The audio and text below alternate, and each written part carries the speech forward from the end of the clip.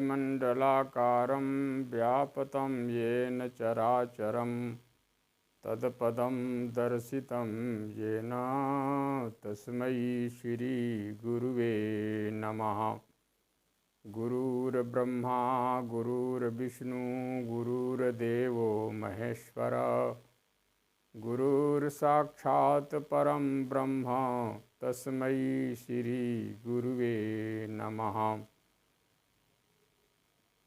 नमोऽस्तु रामाय स लक्ष्मणाय देव्यैश्च तस्यै जनकात्मजाय नमोऽस्तु रुद्रेन्द्रयमानिलेभ्यो नमोऽस्तु चन्द्रार्कमरुद्गणेभ्यः। भक्त भगति भगवंत गुरु चतुरनाम बपू एक तिनके पद बंदन किए नासत विघ्न अनेक। चरित सिंधु रघुनायक थाह कि पावें कोई संतन सन जस कछ सुनेऊँ तुम ही सुनाई सोई। बोलिए सियापति रामचंद्र भगवान की जय। श्री राम जय राम जय जय राम। श्री राम जय राम जय जय राम। श्री राम जय जय राम।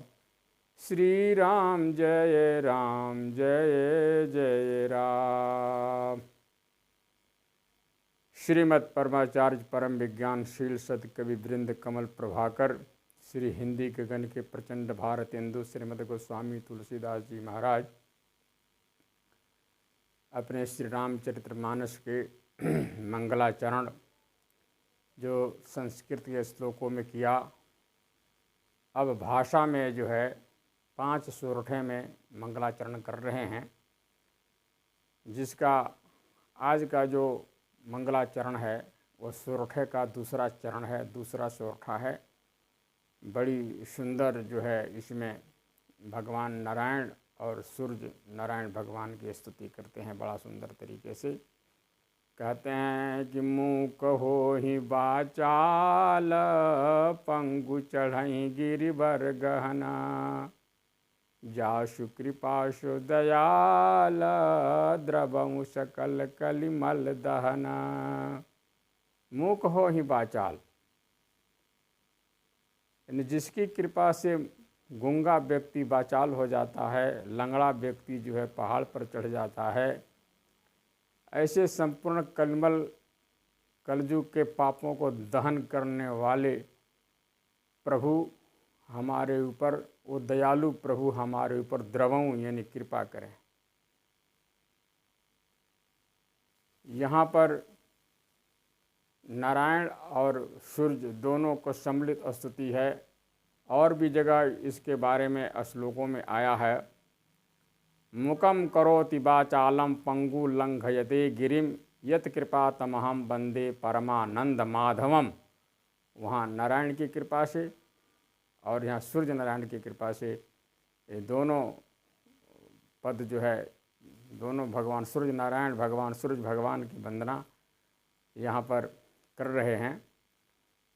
जैसे हमारे सनातन पद्धति में शुरुआत से ही पंचदेवों की उपासना का मार्ग प्रशस्त है और चला आ रहा है, जिसमें सबसे पहले गणेश जी की पूजन, फिर गौरी आदिशक्ति की पूजन, फिर भगवान शंकर का, इस प्रकार से भगवान विष्णु का। तो ये 5 देवता जरूरी हैं।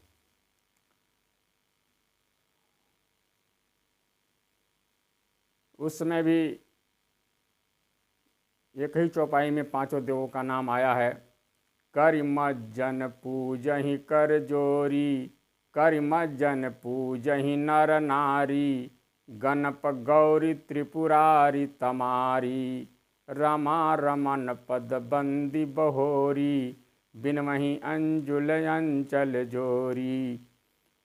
इस प्रकार से महिमा रहा है। तो यहाँ भी सबसे पहले जो है भगवान गणेश जी का प्रथम सोरठे में वर्णन है, उनकी कृपा का वर्णन किया है, और दूसरी सोरठा में जो भगवान सूर्य की स्तुति कर रहे हैं। इसमें मूक हो ही वाचाल, ये मूक जो शब्द है, मूक कहते हैं गूंगे को। मूक होना, गूंगा होना, ये गूंगा शब्द मूक होना, ये 4 प्रकार के मूक होते हैं, गूंगे होते हैं। एक तो वचन मुख, दूसरा बधिर मुख यानी अज्ञान मुख, और तीसरा धर्म मुख, धर्म गूंग, और चौथा जो है ज्ञान मुख। ये 4 प्रकार के मुख होते हैं। तो प्रथम जो वचन मुख हैं, जो बोल नहीं सकते, भाषा हिंदी भाषा बोल नहीं सकते मनुष्य के जैसे। जैसे एक भैंसा था और उसको बोलना नहीं आया, तो ज्ञानदेव जी के प्रसंग में स्वामी ज्ञानदेव जी महाराज हुए, उन्होंने भैंसे को वेद पढ़ावाया था। भैंसे ने वेद पढ़ करके बताया था, उनकी कृपा से। ये वचन मुख था, भैंसा पढ़ नहीं सकता था, लेकिन उनकी कृपा से उन्होंने वेद के सशक्त जो है स्वर से पढ़ करके बताया। एक बधिर मुक्त होते हैं, अज्ञान मुक्त। जैसे ध्रुव जी, शुरू में कुछ पता ही नहीं था कि भगवान कहाँ मिलेंगे, कैसे मिलेंगे, और जैसे प्रहलाद जी को भी पता नहीं था। अब गुरु कृपा से मिला, अज्ञान मुक्त थे। जैसे भगवान प्रकट होकर के और वो शंख का कोना जिह्वा पर जैसे ओठों पर छुलाते हैं, तो स्तुति करने के योग्य हो गए। समस्त जो है ज्ञान जो है ध्रुव जी के अंदर में आ गया था, और प्रहलाद जी को भी ऐसा ही हुआ। तो शुरू में अज्ञान मुक्त थे, बाद में जो है कृपा प्राप्त हो जाने के बाद ज्ञान से युक्त हो गए थे। तीसरा जो है धर्म मुक्त कहा गया है, जो किसी कार्य के निमित्त जो है किसी के कुछ कहने का अवसर पाकर भी किसी से धर्म विचार में कुछ कह न सके, ऐसे जो लक्षण जिसमें है वो धर्म मुक्त होता है। जैसे भीष्म, जब भीष्म द्रौपदी चीर हरण में कम से कम भीष्म को वहाँ पर बोलना चाहिए था, तो वो कार्य होना बंद हो जाता, लेकिन वहाँ पर धर्मात्मा व्यक्ति सब चुप रह गए, धर्ममुख कहलाता है। ज्ञानमुख उसे कहते हैं जो ज्ञान हो जाने के बाद में जो है व्यक्ति मुक्त हो जाता है, यानी किसी से बोलता नहीं, चालता नहीं, अपने आप में मस्त रहता है। वो है जड़ भरत जी। जैसे जड़ भरत जी हैं, जैसे दत्तात्रेय जी हैं, जो परमार्थ के तत्वों को प्राप्त करके भी सदा मौन ही रहते हैं। ये दत्तात्रेय जी का स्वरूप बड़ा शांत स्वभाव के स्वरूप में वर्णन किया गया है। और जड़ भरत जी का शुरुआत का स्वरूप तो बिल्कुल ही ज्ञान मुक्त थे, लेकिन जैसे राजा के संग से जब वार्तालाप शुरू हुई तो जड़ भरत जी का ज्ञान का उनके ज्ञान के प्रकाश से राजा का अंधकार, ज्ञान रूपी अंधकार समाप्त हो गया था। तो ज्ञान होने पर भी जो अपने आप को किसी से बोलते नहीं है, सदा चुप रहते हैं, उनको ज्ञान मुक्त कहा जाता है। तो ये 4 प्रकार के जो है मुक्त शब्द हैं, समय पा करके भगवत कृपा से वो वाचाल हो जाते हैं। पंगु चढ़े गिरिवर गहन, पंगु भी 3 प्रकार के हैं, स्थूल पंगु, करम पंगु और सुमति पंगु। स्थूल पंगु उसे कहते हैं जैसे अरुण जी, जो सूर्य के सारथी हैं, अरुण जी स्थूल पंगु हैं, उनके पांव बिल्कुल ही नहीं है। और गरुण जी के पंख हैं, लेकिन दोनों पर जब कृपा हुई है, ये सूर्य भगवान ने गरुण जी के पंख को सामवेद पढ़ाया, तो भगवान की सवारी में उन्हें सामवेद को सुनाया करें। इसीलिए जब गरुण जी भगवान को लेकर के उड़ते हैं, चलते हैं, तो पंखों से सामवेद की ध्वनि जो है बड़ी सुंदर तरीके से निकलती है। ये पंख नियत मुख हैं, परंतु जो है कृपा हो जाने से उन पंखों से वेद ध्वनि निकलती है। उनकी कृपा से ये स्थूल पंगु कहलाते हैं। कर्म पंगु उसे कहते हैं जैसे शरीर होने के बावजूद भी जो है कोई कर्म ना कर सके, न हवन कर सके, न पूजन कर सके, न पाठ कर सके, न यज्ञ कर सके, ना कोई परमार्थ वाला कार्य कर सके। तो ऐसे जो कर्म पंगु हैं, जैसे सबरी जी हैं, सबरी जी हो करके कोई भी मतलब ऐसे कर्म नहीं कर सकती, केवल जो है भगवान की सेवा में जो गुरु जी बता गए थे उसी को करते करते भगवान को प्राप्त कर ली। जटायु जी जैसे हैं, ये कोई कर्म लोग जो आम जो कर्म है भजन पूजन पाठ ये लोग नहीं कर पाए, लेकिन जो अपने प्रेम से अनुराग से जो परमार्थ जो कर्म किया जटायु जी ने, वो बहुत बड़ा कार्य हुआ। ये कोल भील जो थे कुछ नहीं कर सकते थे, ये कर्म पंगु हैं, लेकिन प्रभु के दर्शन मात्र से होने से सभी कर्म धर्म से युक्त हो गए थे, अनुराग से युक्त हो गए थे।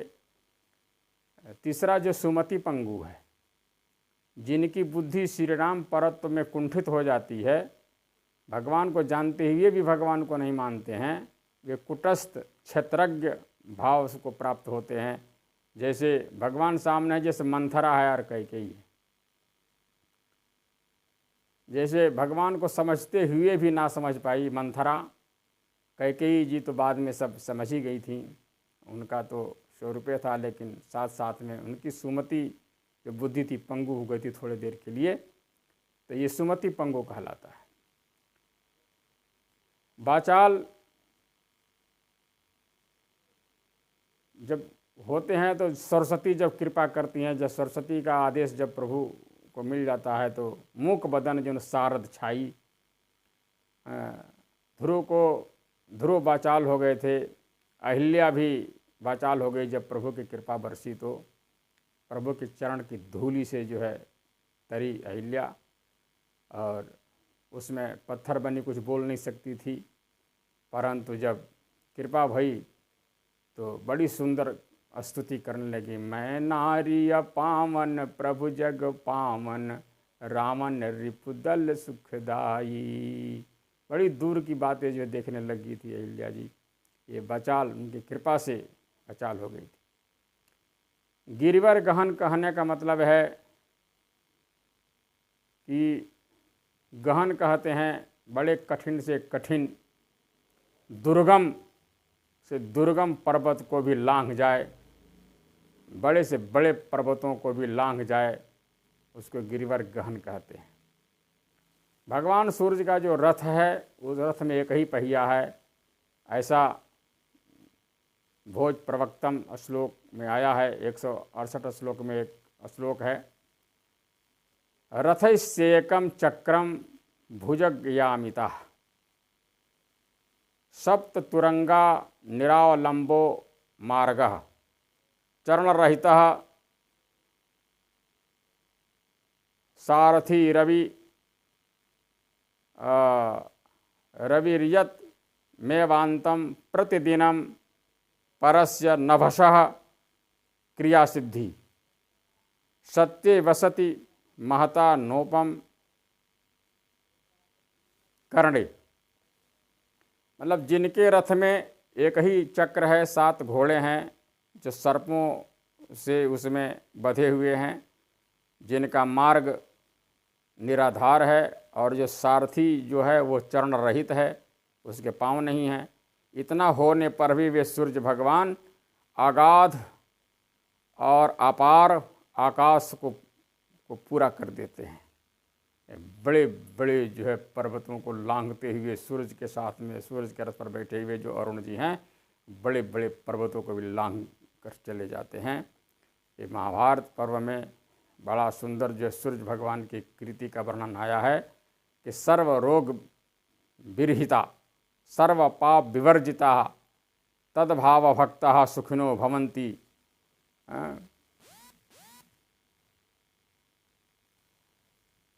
शिवा चिरंजीविनः। सूर्य के भक्त सब रोगों से रहित, पापों से मुक्त, सुखी और चिरंजीवी होते हैं। चेचक कोढ़, दाद, ज्वर, पेचिश आदि दुष्ट रोग जो हैं वो भगवान के नाम के जप करने से नष्ट हो जाते हैं। आदित्य स्तोत्र में ये वर्णन आया है। तो इस प्रकार से इस सोरठे में बड़ी सुंदर चर्चा किए हैं कि मूक हो ही बाचाल, पंगु चढ़ई गिरिबर गहना, जासु कृपाशु दयाल, द्रवमु सकल कलिमल दहना। यहाँ द्रवऊ शब्द है और कलिमल दहन भी है। एक जलाने वाला है और एक द्रवीभूत करने वाला है। दो शब्द है। लोगों ने शंका किया कि दहन करना तो अग्नि का काम है और द्रवना ये जल का काम है, तो फिर ये एक साथ कैसे हो सकते हैं? जल और अग्नि एक साथ तो हो नहीं सकते। लेकिन इसमें इतना सुंदर वर्णन है कि जहाँ जल और अग्नि एक साथ नहीं रह सकते, लेकिन यहाँ पर ये दहन करना और द्रवीभूत होना दोनों काम जल का ही है। जल में दोनों गुण होते हैं। यानी पाला जो पड़ता है ना, पाला भी जल है, लेकिन फसल को जला डालता है, कमल को झुलस देता है, और उसके जो जल है वो सींचने से फसल को जीवन मिलता है।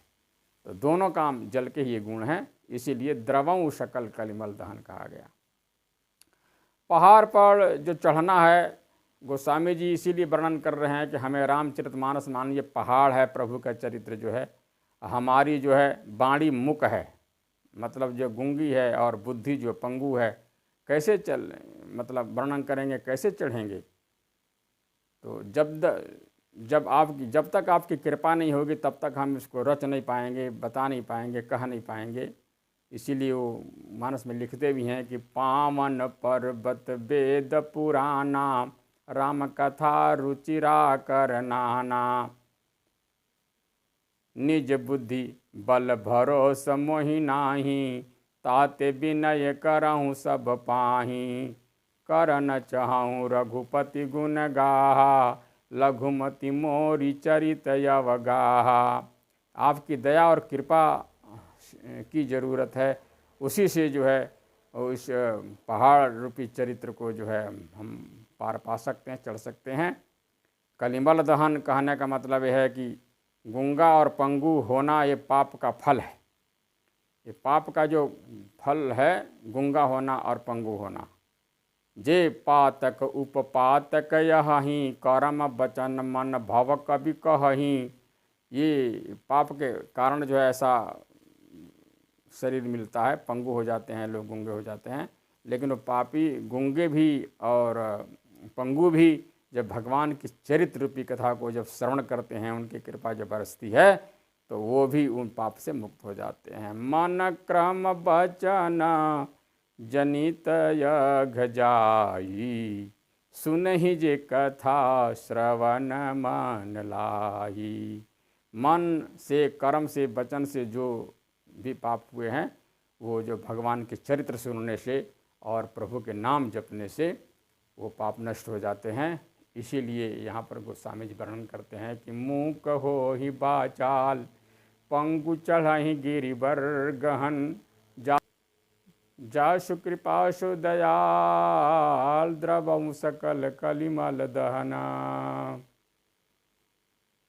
जिनकी कृपा से गूंगा जो है बोलने लगता है, लंगड़ा जो है बड़े बड़े दुर्गम पहाड़ों पर चढ़ जाता है, जो कलयुग के समस्त पापों को दहन करने वाले, नष्ट करने वाले हैं, जो प्रभु भगवान सूर्य नारायण, वो हमारे ऊपर द्रवऊ, वो दयालु हमारे ऊपर कृपा करें, जिसे मैं प्रभु के पावन चरित्र को वर्णन कर सकूं।